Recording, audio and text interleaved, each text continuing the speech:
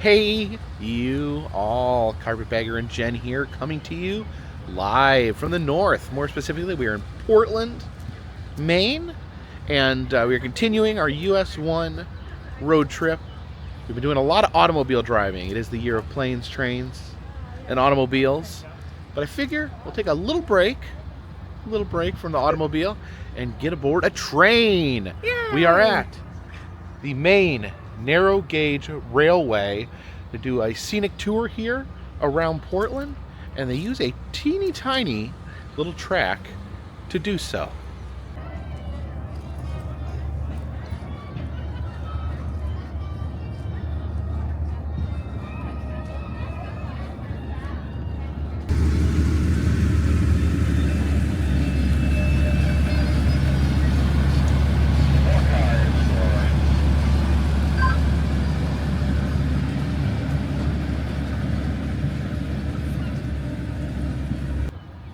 Yeah, look at the track here.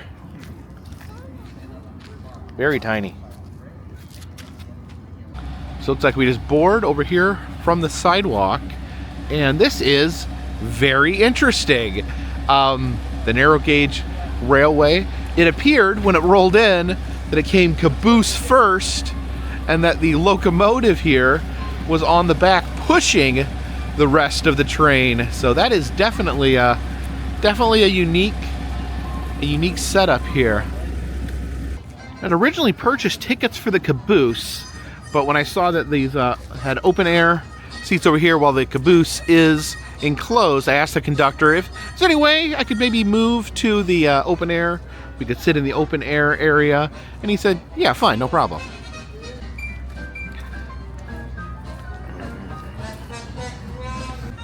Oh yeah, look at this, very nice.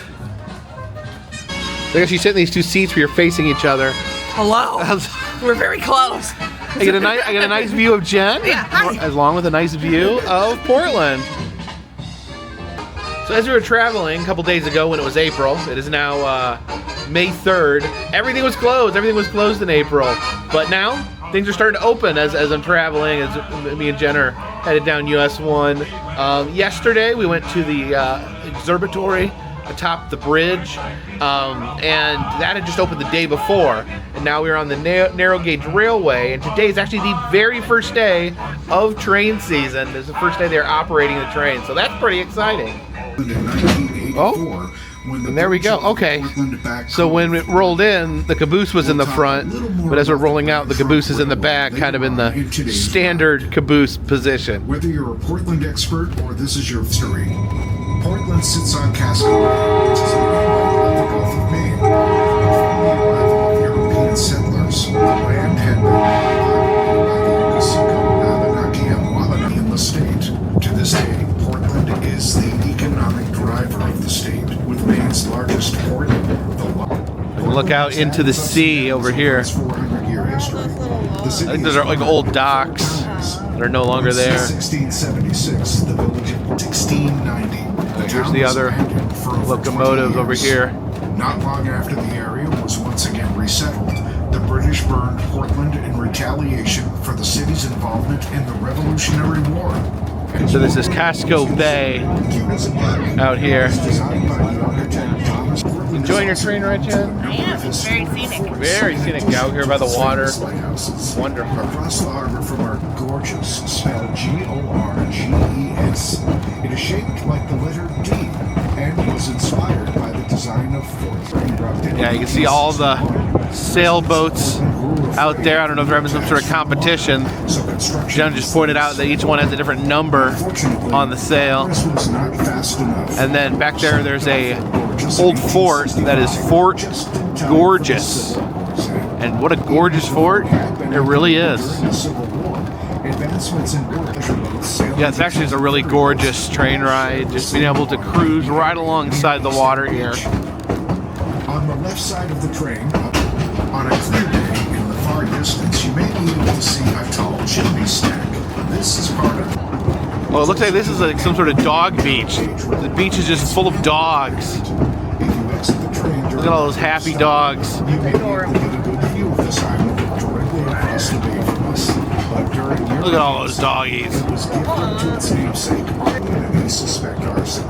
The bridge is now left permanently in its open position as train. So they said that this is actually a full-size rail at one point, and then it used to actually take people all the way to Montreal.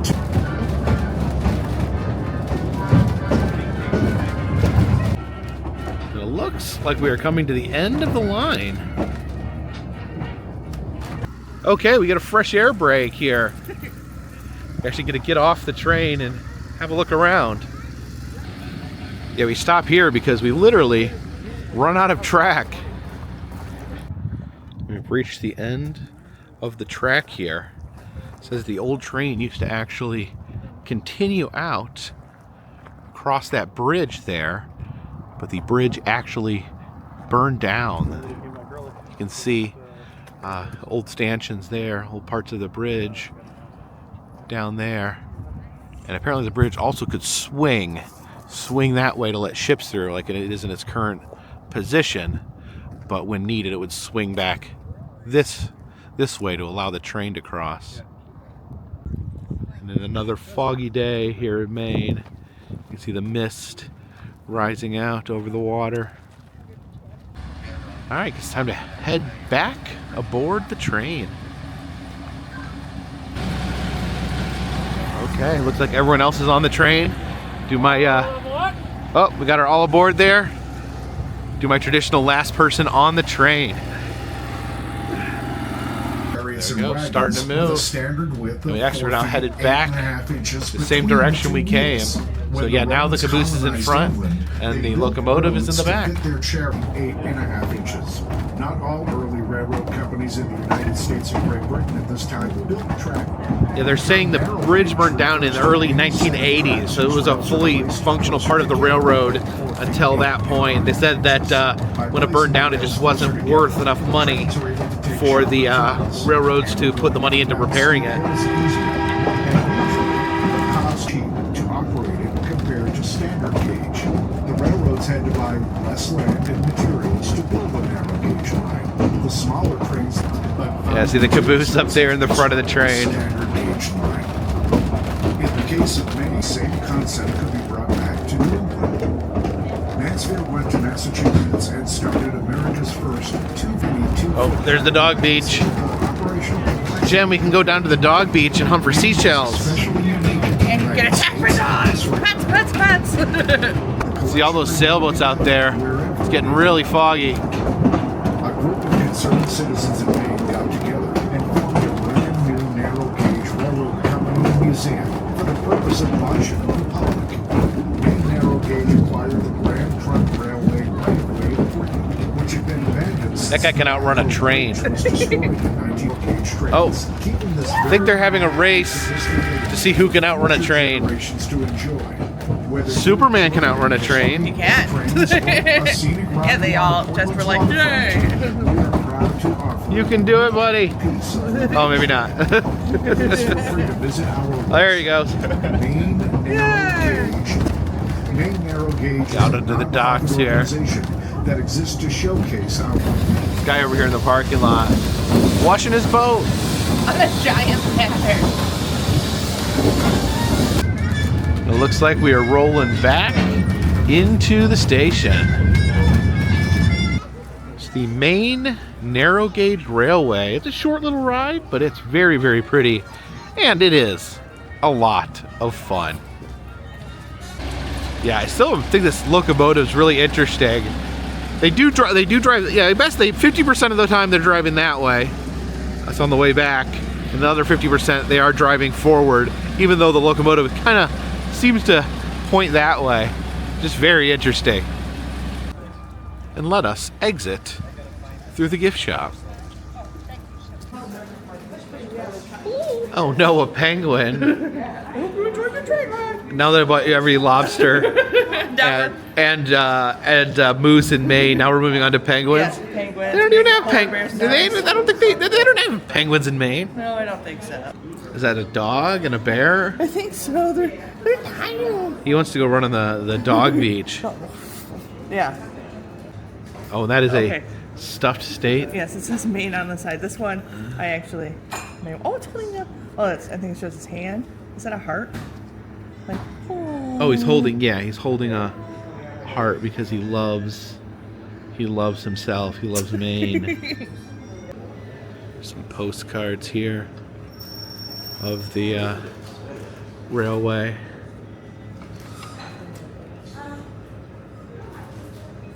There's some stickers here. It's I love train. And the last pin I bought a pin in California of a bear hugging California, fell off my hat just a few weeks later. So maybe we should add another pin to the hat. It is the year of planes, trains, and automobiles. Maybe I need a train pin on my hat. Well, we first got on the train. Seemed like the fog was all out at sea. Now it seems like the fog rolling in here to land.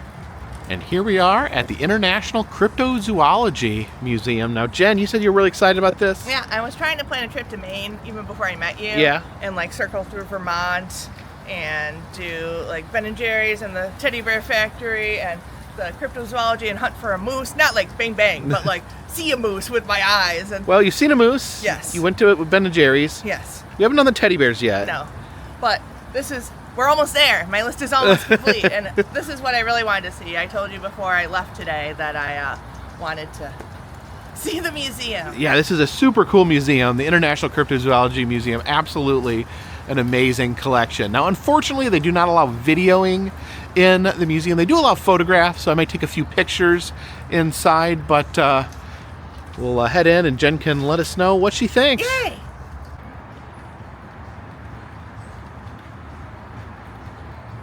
All right, Jen, what did you think? I thought it was Of the Cryptid Museum. Cool. Super cool? I've wanted to come here for years and years and years, so I'm definitely glad. I told you before we left, I definitely wanted to check it out. Not that you wouldn't have, since I basically learned all my cryptids from you. Yeah, you were pretty good in there. Jen knew the names of a lot of the cryptids. She's picked them up from hearing me talk about cryptids too much. Definitely. But I just realized I'm wearing my Mothman shirt. I'm wearing the appropriate t-shirt you today. are. I usually try to wear t-shirts that have nothing to do with what I'm doing, but I actually wore a Mothman shirt. I have a Ouija board shirt on, so I'm kind of like in the realm of the mysterious. But yeah, I learned. I took pictures, so I have notes. You have notes? Yes. I never heard of the Montauk Monster. The Montauk Monster, which yeah. I thought was really, really cool. It was like it was like this gross, weird creature, this hairless creature washed up on a beach, and they did like DNA samples. It was like nothing you'd ever seen before. They did DNA samples. Unfortunately, it was not a new monster. It was a decaying raccoon carcass. That had no fur, and it's really scary looking. Yeah, it's really scary. I'm looking at the picture again, and it was really scary. And I learned that the Ninja Turtles were based on a cryptid. Yes. The Do you remember? Kappa. The Kappa. There you go. Yes. And the Kappa is also in Animal Crossing, which I'm currently obsessed with. There's a guy called Captain, and he's a captain, and he's also a Kappa. He's a turtle. And yeah, that was. And I believe the Koopa from Mario. You see, Koopa even sounds like Kappa. Koopa Kappa. The Spectre Moose. Spectral Moose. Yes. Yeah, the main cryptid of a giant, ghostly white moose in central Maine. And there's also I'm gonna check my notes there. Yeah, you told me about the spectral moose on the way down here to be on the lookout for the ghostly. Yeah, moose. where we were traveling. And there's actually another moose cryptid in Maine, Pomola, which is a moose person that walks on the two legs and stands up, and he also has wings. Yeah. Pomola. Now I really want to see that one too. We want to find Pomola? Yes. 3 different moose: a regular moose, a Yes. spectral moose, and a Pomola. Yes, those are the 3 different moose.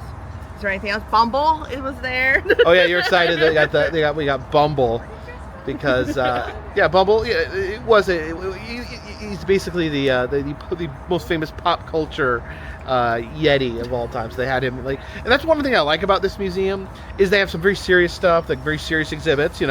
Lauren Coleman, the founder, was a cryptozoologist, a researcher who was involved in many scientific researches on cryptids. He actually named the Dover Demon. Yeah, that's cool. Which I found was really cool. That's super cool. And but they also they're not afraid to have a little fun here. They do put some of the more folklore type creatures, which I think is cool. Just looking at both sides, the fun pop culture side of cryptids as well as the more serious side. Yeah, I thought it was laid out really well. It just kept going. It looks like a small building. Yeah, it's really cool. Deceptive. They really cover like all cryptids. It's one of the most as far as museums goes, one of the most like well-rounded cryptid experiences. Kind of touches on all cryptids a little bit. Yep, super neat. Yeah, so apparently they are moving though. They said that either end of this year or beginning of next year they're going to be moving to Bangor. They're going to pack up all these wonderful exhibits and ship them off. Yeah, and the building he was talking about sounds like it's going to be really cool. cool. So they found a really cool Art Deco building in Bangor. So I definitely, at some point, I don't know when the next time I'll be coming back to Maine is, but some point I do need to make it back up to the Bangor International Cryptozoology Museum. They do, I think, have a little outpost right now in Bangor that's more of a gift shop than a museum, but they're going to get the full museum is going to be headed up to Bangor.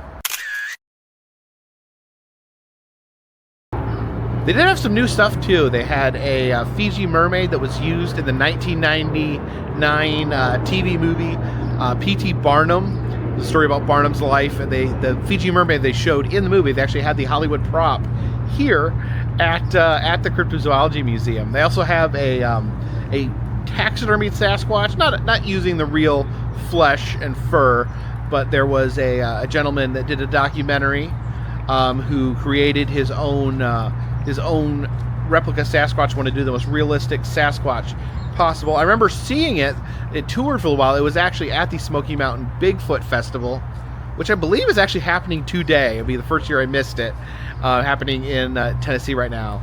I saw that recreated taxidermy Sasquatch there, and they have it here at the museum. And they also had a Cerberus, a coyote that had been taxidermically modified to have 3 heads, like the Cerberus, the Hound from Hell.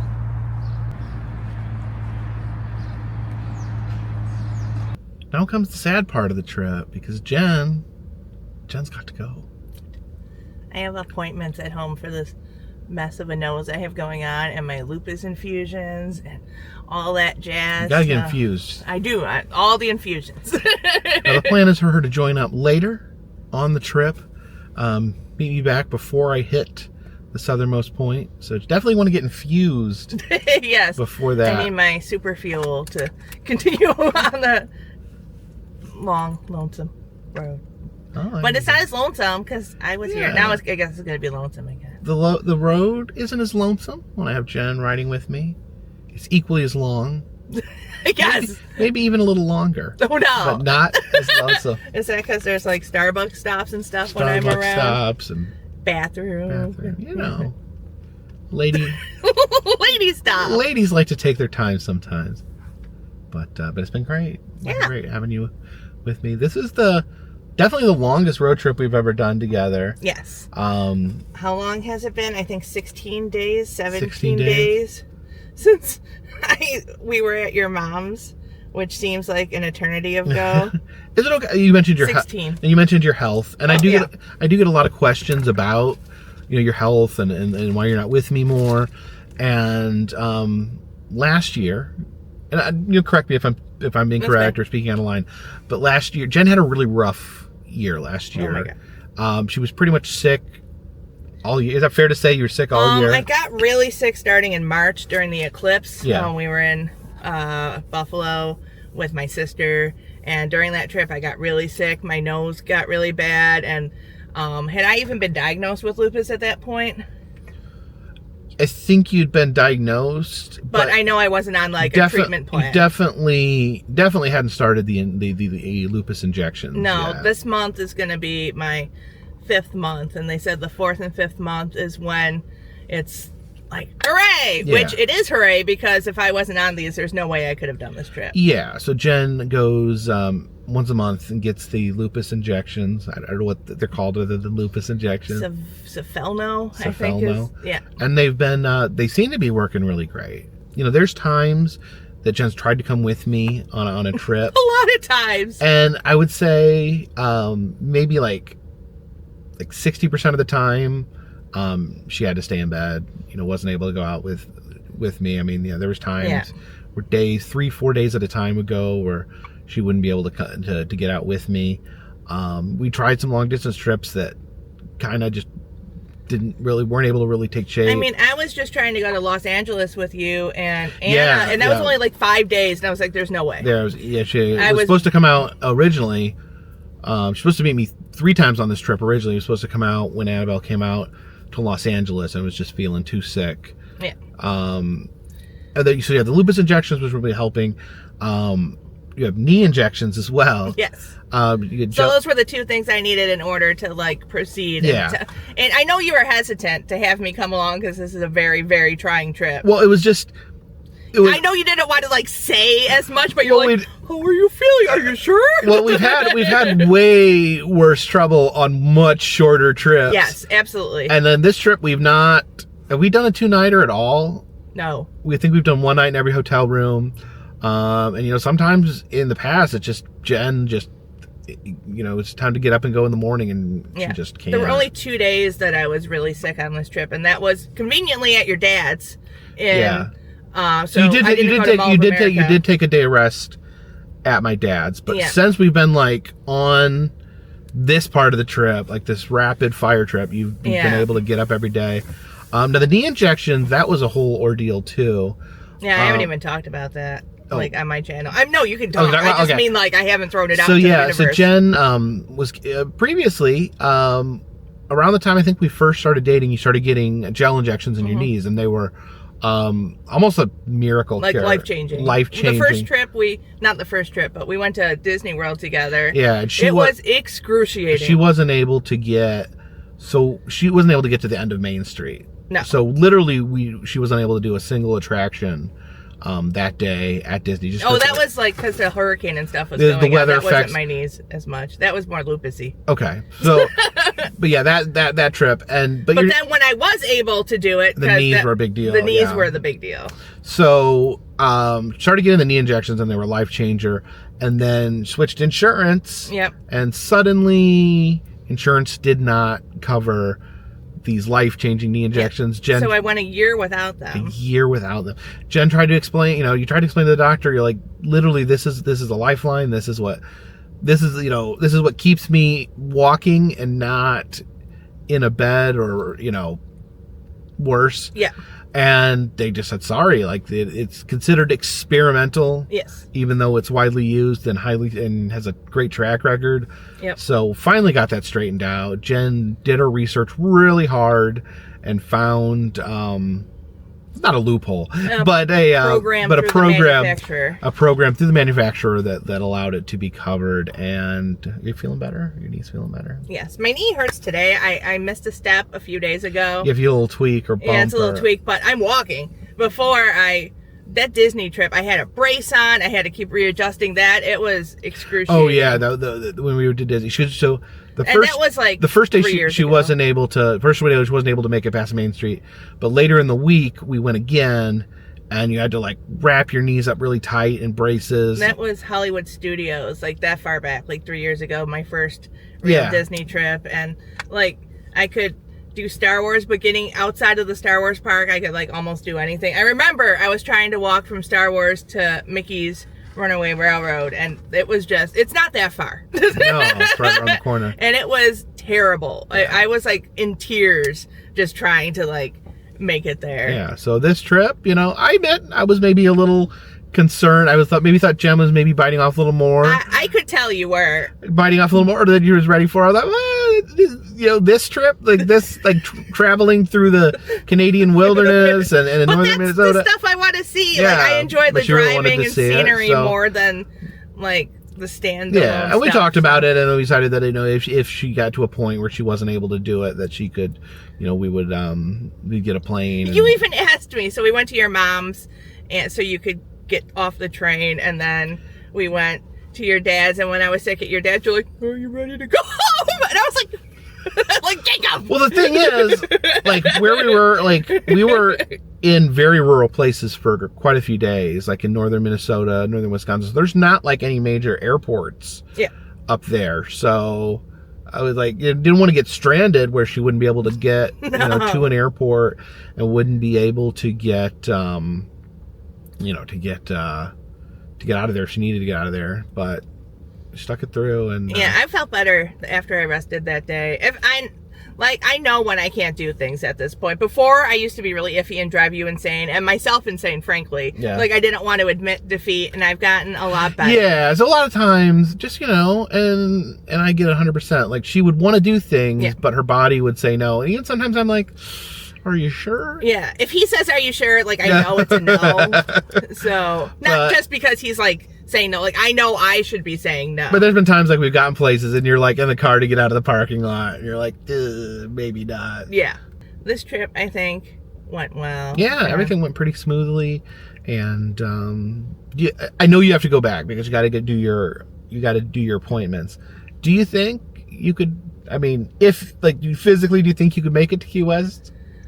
Probably, like, another 2 weeks. Yeah. I could. That's a lot to ask of a normal, healthy person. I think, honestly, I could, because I've never gone on a trip with you with the exception of this one where I started it feeling well. Yeah. Never. And that's 3 years of trips. Yeah. So this is the first trip that I had all my sleep, because a lot of my sleep gets disrupted a lot because of pain. So this is the first time I was on a decent sleep schedule. I wasn't in a flare-up starting the trip. So, and I don't feel like I'm in a flare-up now. Like, my knee hurts, like it was tweaked, but I do think I could carry on. I don't know if I should, because with lupus, you shouldn't, like, stress yourself that much and just keep going and going. Yeah. I think it's time for a break. I think. But if I had to, I think I could do it. You could survive. But realistically, I'm like, no, go home and relax for a little while. Get your injections. Join back. Yes, get my injections, get my nose looked at, all that stuff. Because lupus affects organs, and your skin is an organ, and that's what the lupus affects the most for me. There's joints too, like my elbows, my shoulders, my knees, my feet, my hands, like basically any joint. But and it's also really the organ it affects is my skin, so I'm having problems with. And it's also really hard. It's really hard because autoimmune diseases can be really complicated. So it's hard finding the right person to talk to and to talk to about treatment. And so you're going to a new person, a new facility, and we have high hopes that that they're going to be able to do something. Yes, I am leery because I've been chasing this for years now, but I do think that this is the right path. Yeah, but you've made a lot of progress, since I've met you. In the last 3 years, you've done amazing progress on managing your lupus and some of your other things. And I think so. Yeah, I'm happy about it. I feel like this is kind of like where I've like dreamt to be, that I can actually like do things. Yeah. It sounds ridiculous, but if I look back at those first trips, like it's really sad because there'd be something that you'd been talking about for months and months wanting to see, and then comes time to see it, and you just can't. And I'm gonna get teary. But I was thinking, like, this past weekend was the Bigfoot Festival back home. Yeah. And last year we planned everything for the Star Wars / Bigfoot. And I was just too sick. And I know it's hard on you, too, when we're looking forward to it. Yeah, because I get excited to do stuff with her. And then, it makes me sad that, when she's unable to do it and I have to go do it myself. So. Yeah, but I think I've survived. Obviously, I sat back sometimes and took breaks during the day. When there was, like, like she set out Fort Knox where there was like 1,000 stairs and everything like that. Yeah. But and now I get on a plane. I have my own day of planes, trains, and automobiles. Yeah, you rode the train, mm-hmm. the train in Portland. We're currently in an automobile. Yeah. And we're just momentarily we're going to be driving you to the airport, and you will be on a plane. Yeah, that's crazy to me. Like I before I met you, I had never flown on a plane as an adult, like just in Florida. Now I'm just like, jet setting. Now you fly all the time. Yeah. All right. Well, you ready? Yeah, I told you I was ready to go home. I miss the kitties, but I'll miss you. I'll miss you too. I may not miss like the no sleep and everything, but otherwise, yeah. Right. Well, let's go take you to the airport. Yay and boo.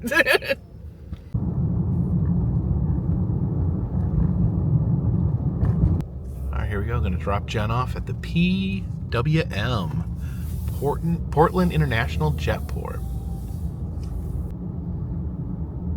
That's a cute little guy. Yeah, teeny tiny little airport here. All right, Jen. It's the end of the line. Can I have a cat? Hi.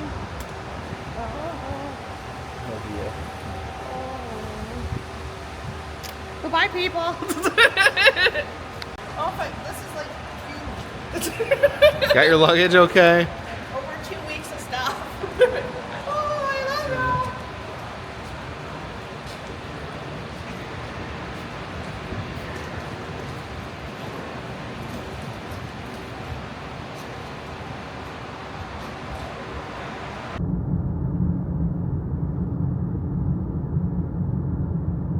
Wanted to stop off real quick here at the Len Libby Chocolate Shop.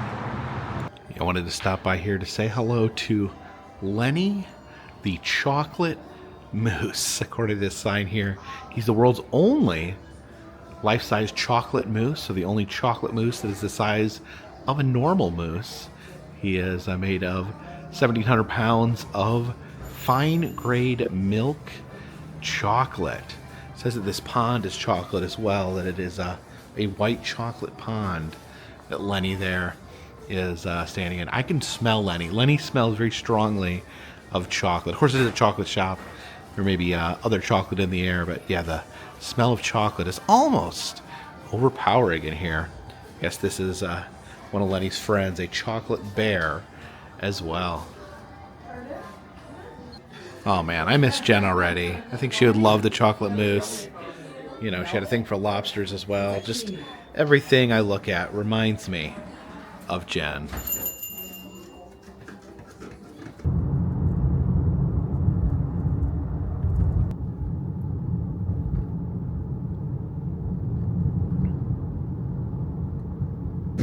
Now, we already rode one train today, but driving here through Kennebunkport, Maine, I thought we should stop here at the Seashore Trolly Museum, aka the Museum of Transit. All aboard, they are open. Yeah, as you can see over here, it is opening weekend. They actually opened today. Today's the first day of the season.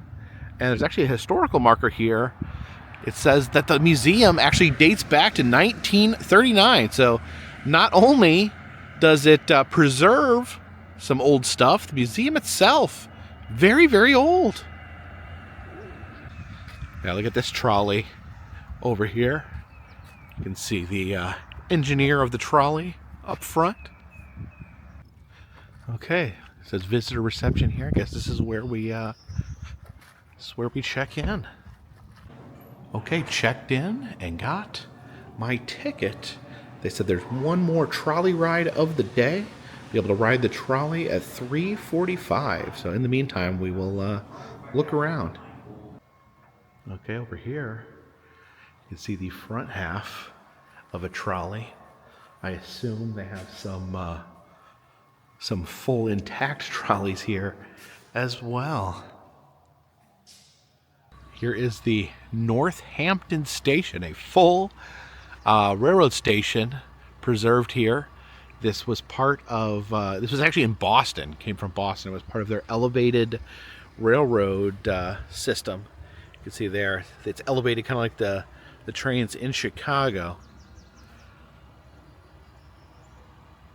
So this over here is the model railroad building. Let's head inside and see the teeny tiny railroads.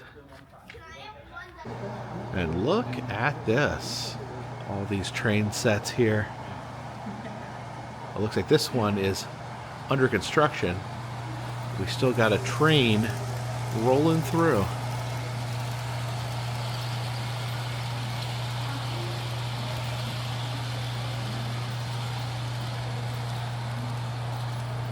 Okay, and down here it says what city or town it is in Maine, and this is York. And we have York's Wild Kingdom there. You can actually see the sign. It's a little amusement park, little seaside amusement park in York, Maine. I think we're passing by that area, but I'm sure it is not open quite yet for this time of year. And then over here, some more things I'm familiar with. Over here is Cape Neddick. There is the Nubble Lighthouse, a beautiful lighthouse on the coast of Maine. Yeah, just look at all these quaint little town here.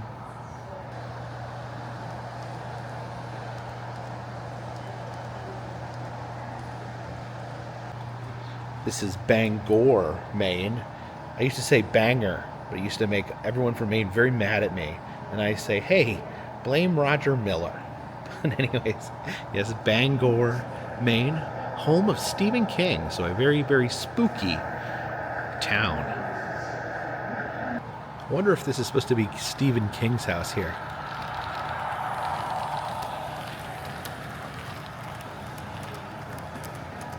Oh, and look at this. We have Lubeck. That's where we went to the easternmost point yesterday. There is the easternmost lighthouse, the Quoddy Head Light. Ah.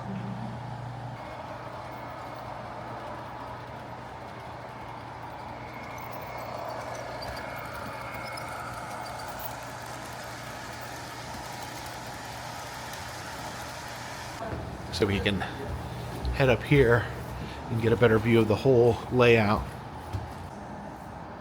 Oh yeah, look at this. You can see the entirety of Maine from up here. Okay, let's head back over this way and catch our trolley.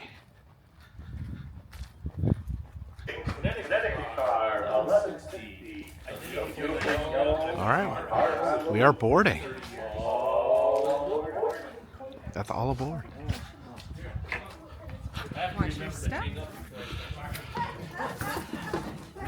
Okay. First one on the trolley. Guess you could stand up and hold the hand railings, or you can sit down on these comfy looking seats. Alright, here we go.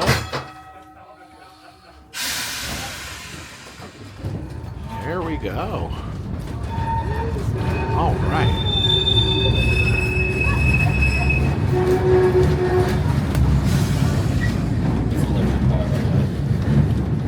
You like it?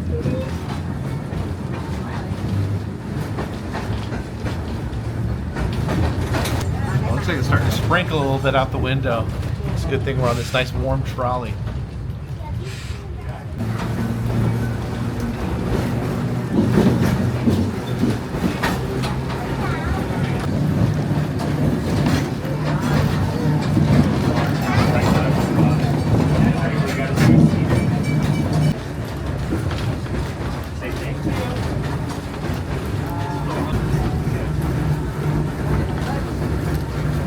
Thank you. My ticket punched. Now we're headed out here into the woods.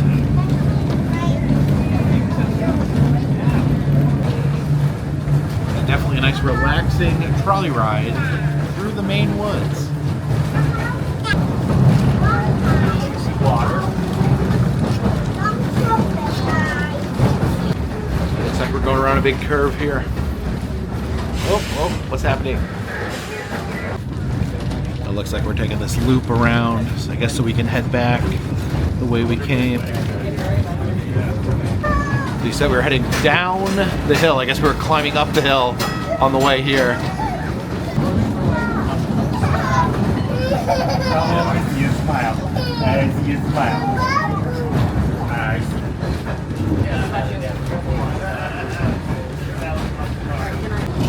You can see the different trolleys and other means of transportation here in various states of restoration.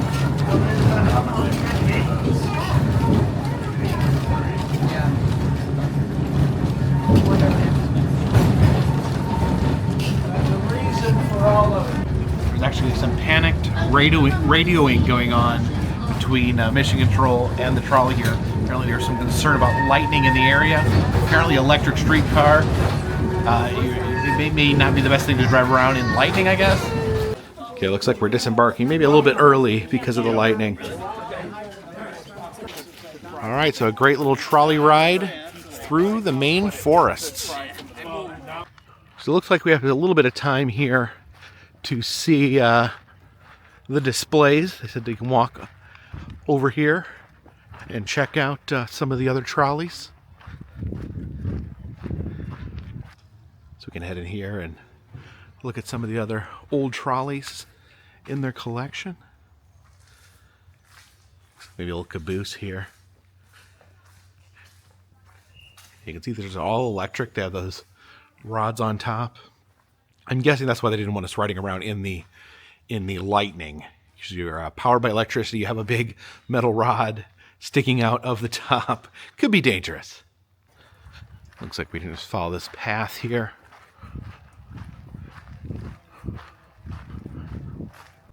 These cars are state-of-the-art cars. That's literally their name, state-of-the-art cars. It says that this was a government prototype on a new form of passenger train. You can peek at some more trolleys here in this barn. It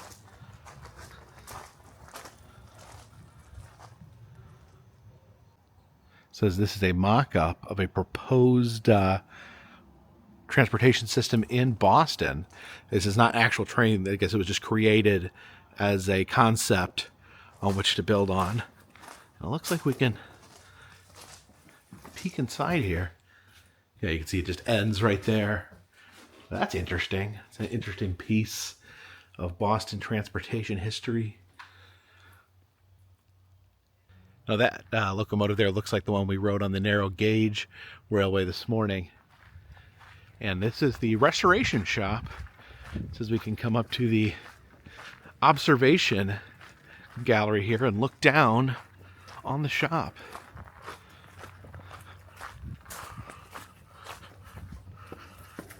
Oh, this looks like a pretty intense renovation here. They've got all the side panels there off of this trolley here. There is a picture of Teddy Roosevelt there on the side. It's pretty interesting. Yeah, a lot of work going on down there. I can't imagine how many man-hours, how much knowledge it must take to be able to reconstruct these cars.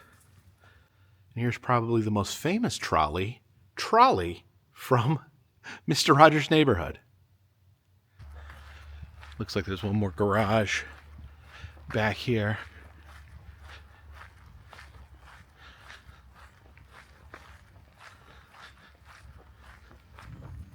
Oh yeah, there's all sorts of cool trolleys packed back in here.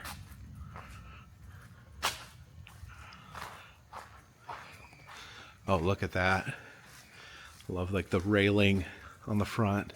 This is called the City of Manchester. I guess it operated in the City of Manchester. See the open air trolley here. This is from Bridgeport. Oh, what is this? This is crazy. This is the Montreal Tramways Car 2. So I guess it's from Montreal. This looks like a parade float. Oh, wow. This is so cool. That's amazing. I would have loved to ride one of those in Montreal.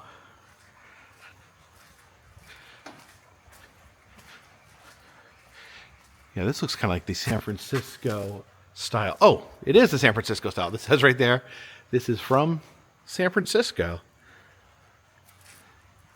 Had a lot of fun riding the cable cars in San Francisco. Oh, wow. Look up here. It's a double-decker bus right here. Look up there at the top deck. Where's this from? Oh, it's from Scotland. This is a double-decker bus from Scotland. That is wild.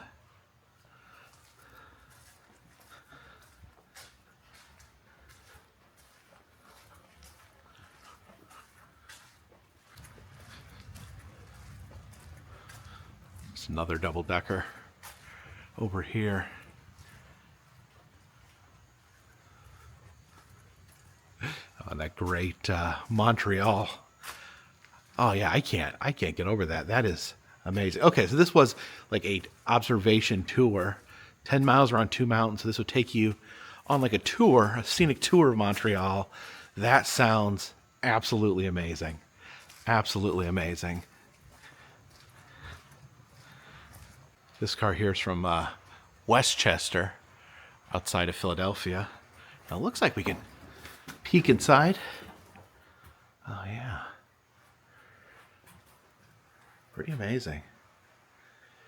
From the sounds of it, the rain finally came while I was in the barn here. There have a collection of transit buses. If you look back at that one, that's from Ottawa. We were just in Ottawa a few days ago, and love these old buses. You can hear the lightning rumbling through the air. But these old buses are amazing. I don't know, kind of have a thing for like vintage buses. Something just super cool about the old buses. What's this one back here? This one has the red, white, and blue scheme to it. It says it is a metro bus. Don't know what city that served. There is the CATA. The CATA. Yeah, not familiar with what city that would be. Oh, this is Golden Gate Transit, so that would be from San Francisco as well here.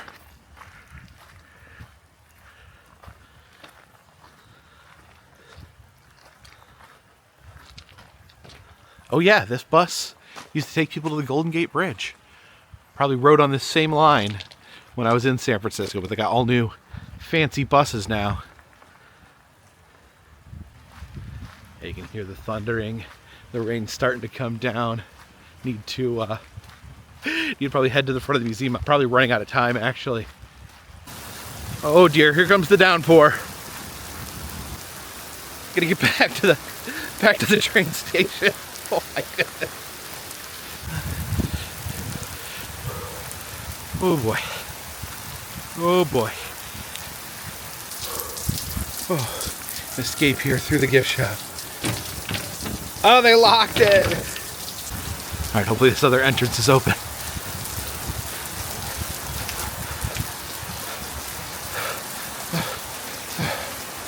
There, no, there we go. All right, made it into the warm, dry gift shop. See, they have some Seaside Trolley Museum t-shirts. Oh my gosh, this reminds me of Jen. It is a plush train with little animals riding on it. Some little miniature trolleys up here. And then you can purchase your own public transit here. Oh, that's the a Boston Green Line trolley car. Oh my goodness, look at this downpour here.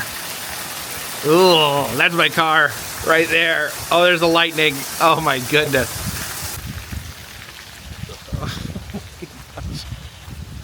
Oh my god. Oh, the parking lot's flooding. Oh no. Safely made it back into the car, but I did get my socks very, very wet. So I did purchase a Diet Moxy there in the gift shop. I've long said that Moxy is my least favorite soda, but man, the people here in Maine, they seem to love it so much. In fact, here at the Trolley Museum, they actually have a Moxy day every year where they celebrate Moxy. And yeah, look at who is this guy on the front? Is this like a guy pointing at you with like a disapproving glare? Is this the worst soda mascot of all time? We'll see. I want to give it another try. I've given it a few tries in the past and never liked it, but let's keep trying it. Maybe it'll get better. Nothing better than sitting here in wet clothes in the middle of a rainstorm, drinking a little bit of Diet Moxy. Okay.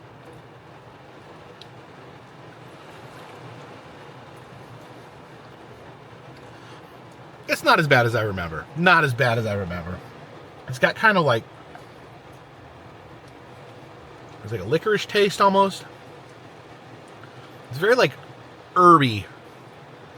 Tastes like there's like a lot of herbs in here. I don't know what the secret ingredients are.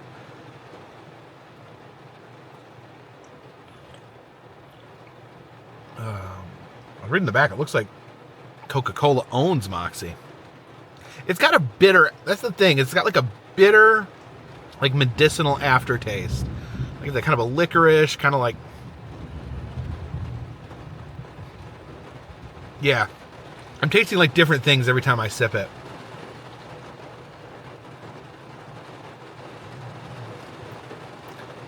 Yeah, kind of tastes like potpourri a little bit. Not how I've never eaten potpourri. That's how I imagine potpourri would taste if it was a soda. Oh boy! So I think I've had all the Maine delicacies. I've had Moxy, I had a whoopie pie, I've had lobster, both a lobster roll and a whole lobster, and some steamers. No, I could drink this. This is the first diet I've had. Maybe the diet's better. Because I remember the first time I drank regular Moxy, I'm like, oh my goodness, I think that's the worst. But yeah, it's growing on me. All right, let's venture out into the storm. There's a very interesting collection of items here in this person's yard. I'd love to get out and look at them, but it is pouring down rain. So I'm gonna roll down the window real quick here and see if I can zoom in. Okay, there you go. There's an airplane, there's a taxidermied bear wearing clothes, a few mannequins, a lion, an elephant, a shark, and I'm getting soaked. I gotta roll up the window now, but it's a pretty cool pile of stuff.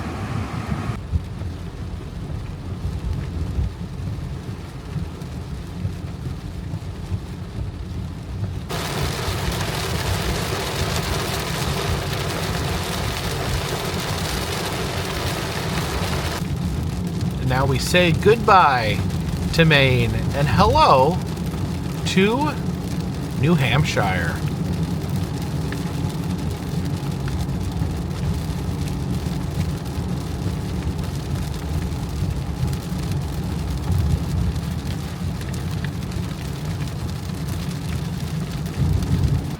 Now the rain is still coming down here in Portsmouth, New Hampshire. But I wanted to hop out of the car to at least get a peek of the USS Albaore here, this submarine. And apparently they have it in this pit here because they're afraid that leaving it in the water would cause it to decrode. So it is preserved here in a little pit. But it is actually interesting getting to see a submarine not in the water. Kind of gives you a better feeling of what they actually look like. Normally, when I visited submarines, they're pretty much, the water level is right there, so you only see the very top, and then you walk down below deck and get a view of the insides. But this actually lets you get a view of the whole submarine and understand that it looks just like, kind of like a giant torpedo. And apparently the USS Albaore here was retired in 1972, but there's very little record on what it actually did, where it actually went, what it participated in, because apparently it was used almost exclusively in top secret missions. So not a lot of history, I guess, or known history. All that's classified.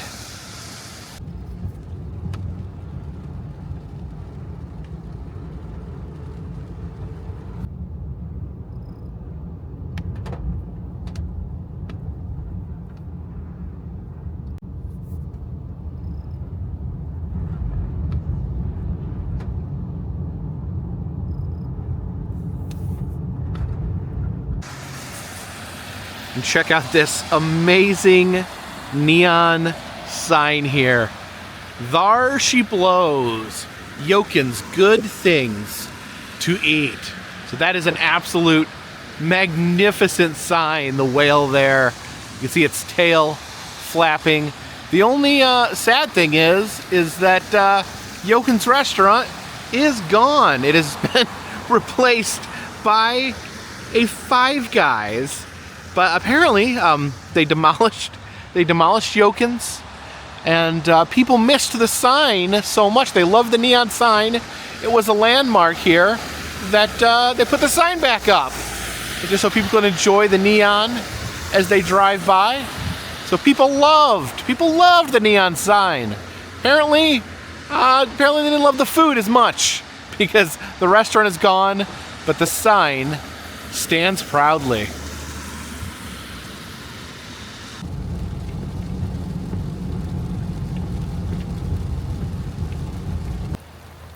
Looky here, Lenas Seafood. I wasn't expecting to see multiple glowing whale signs for seafood restaurants. But here we go, Lenas Seafood. And this one still has an operational restaurant attached to it. Now we've now crossed over into Massachusetts, and the rain is not letting up one bit. Rain seems to be following us.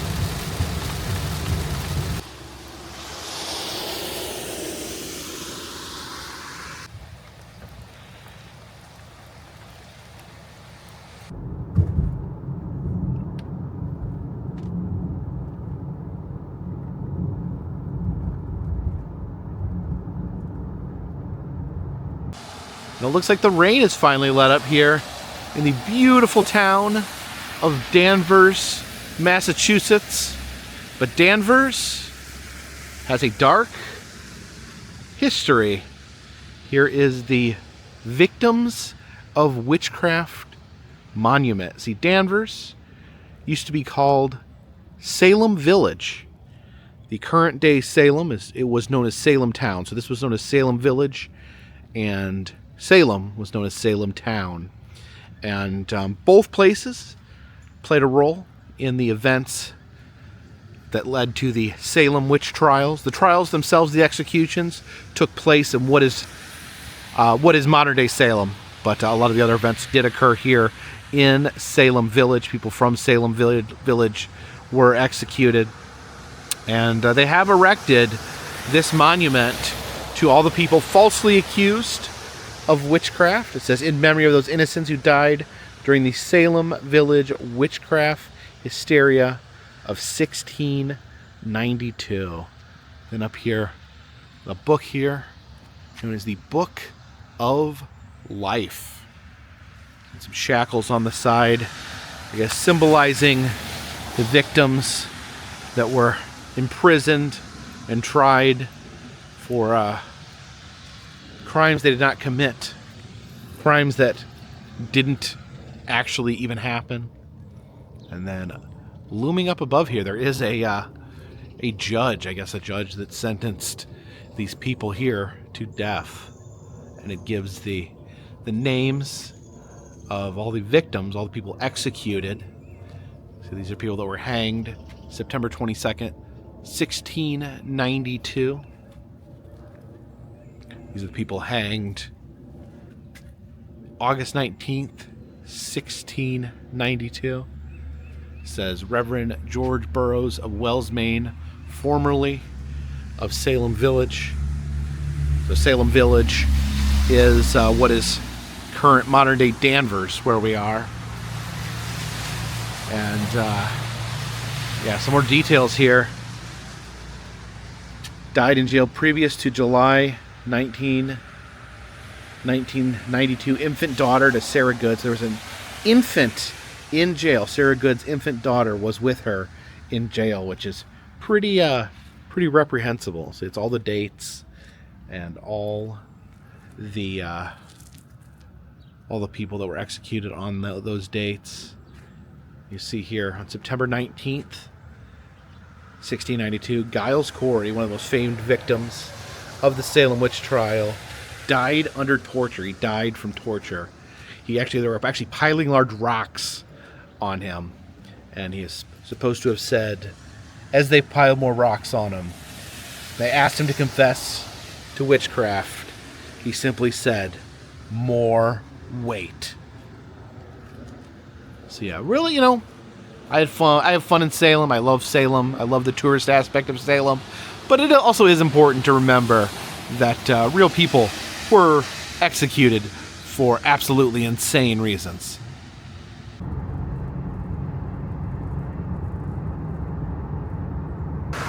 Now, you may have heard of the Leaning Tower of Pisa, but this here is the Leaning Tower of Pizza.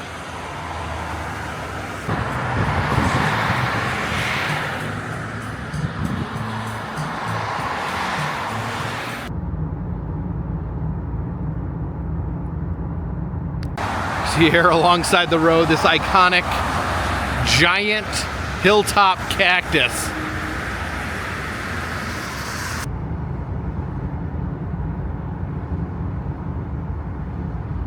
We have stopped off here in Saugus, Massachusetts. We're gonna get some dinner here at Kowloon, this iconic Polynesian restaurant. Oh, look at this. I have one of these Chinese dragons here.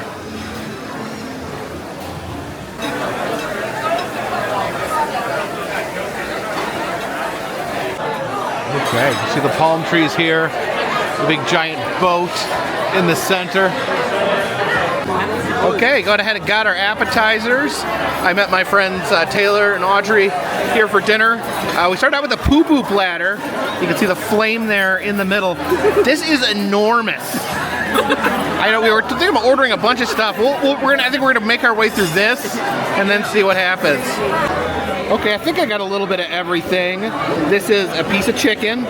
This is a shrimp. The shrimp are circular for some reason. And then the beef teriyaki, the rib, little chicken drumstick. Yeah, that looks pretty good. You guys digging in here? Oh yeah. Is this actually a shrimp? Is it one shrimp? It's shrimp. Is it two shrimp together? Or maybe, I think what it is, I think it's one shrimp butterflied. There's the test. It's like a shrimp ring. A shrimp? Yeah, a shrimp ring. I think that's it. I think it's one shrimp. You guys agree? Or you still think it's two?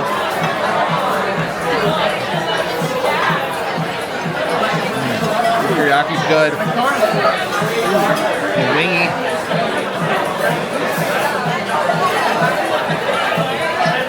So much food. It's like a chicken nugget.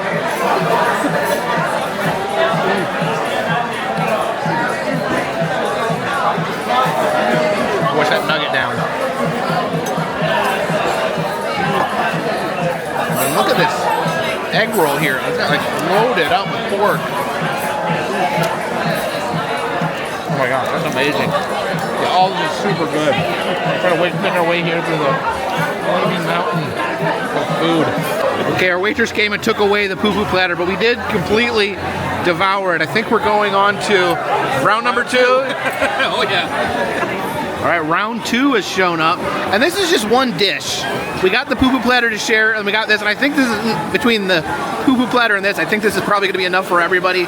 These are just, the first time I came here, I didn't realize that the portions were like this, and I ordered like a whole thing like this for myself, but that is a massive amount of food. This is a lo mein. I forget the name it had, but it's a lo mein, and it pretty much has everything on it. It's had pork, beef, shrimp, lobster, so let's dig in.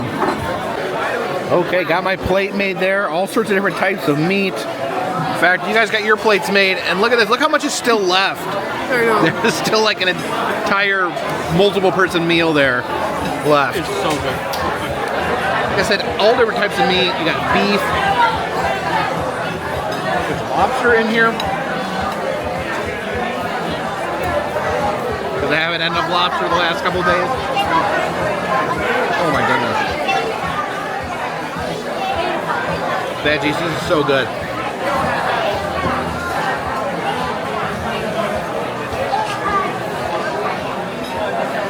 Okay, and I cleaned my plate, but the serving plate is not clean. It was so good. There was maybe a few too many chicken tenders in there. There was like half a dozen chicken tenders. You guys get your fill of chicken tenders? Yeah. Yeah. This is like my 9th. I'm good. All right, let's see what my fortune is. Oh, yay. I love this part. What's it say? What's it say? Take care of your relationships. They are mirrors of your soul. Good advice, Cookie.